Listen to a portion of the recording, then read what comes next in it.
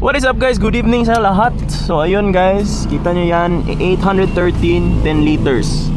Bumaba na ng maigi, balik 80 ang ating gasolina. So hindi na masyadong masakit.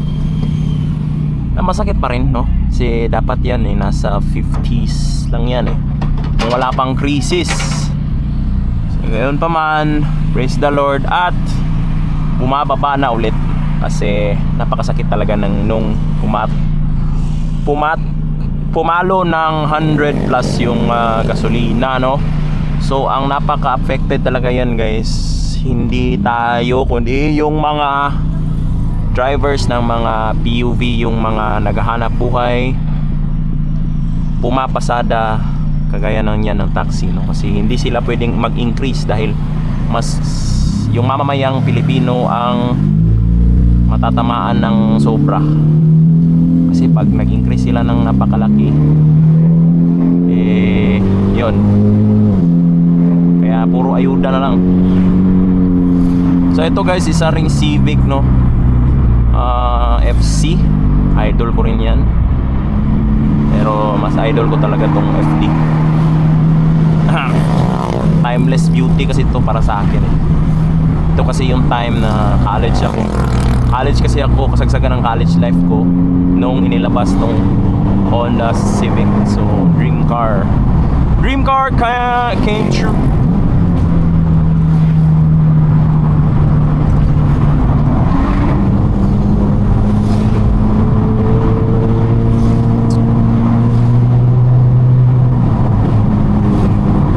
Madali lang man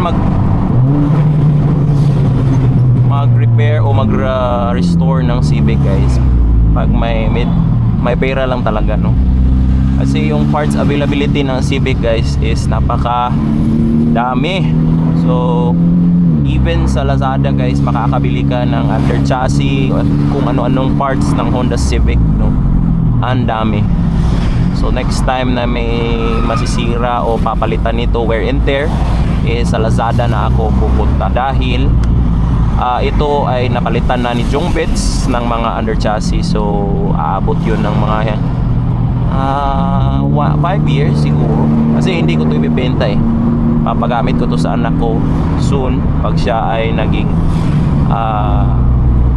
eligible na mag-drive. So yun, timeless beauty ika nga. Saka itong model na to 2011, ito po ay bulletproof. Ibig sabihin ng bulletproof ay immortal ho ang makina, ang transmission. So hindi talaga nasisira. Proper maintenance na talaga guys. Hindi talaga natin ipapalagpas ng 5,000 kilometers para mag-change oil, no? Para parating kondisyon ng makina. So proven and tested na to ng long drive nung ibiniyahe ko to sa Surigao, balikan. So approximately 600 kilometers din yon back and forth. So walang palya, walang overheat, no? So ito ang nakagandahan sa ganitong mga sasakyan. Timeless, ika nga, timeless baby. So yun guys, ang ating quick vlog for tonight. So mamaya iikot na rin ulit ako sa syudad dahil yun nga, therapy kasi ito para sa akin. Iba rin yung therapy ko sa pagmumotor, ito iba rin yung therapy ko dito sa pagdadrive, no? Kasi ang sarap talaga. Ika nga, it is your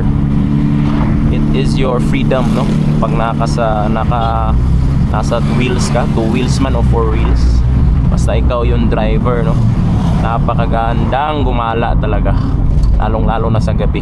Open windows, nakikita mo ang night sky, at yun, diba? So yun lang guys, maraming salamat sa subscribe and pagsubaybay sa aking mga vlog, no? So marami pa tong gagawin nating mga ganito, car meets, racing, and all events dito sa Cagayan de Oro. So ang upcoming events natin is B2B. Okay? Bye-bye guys.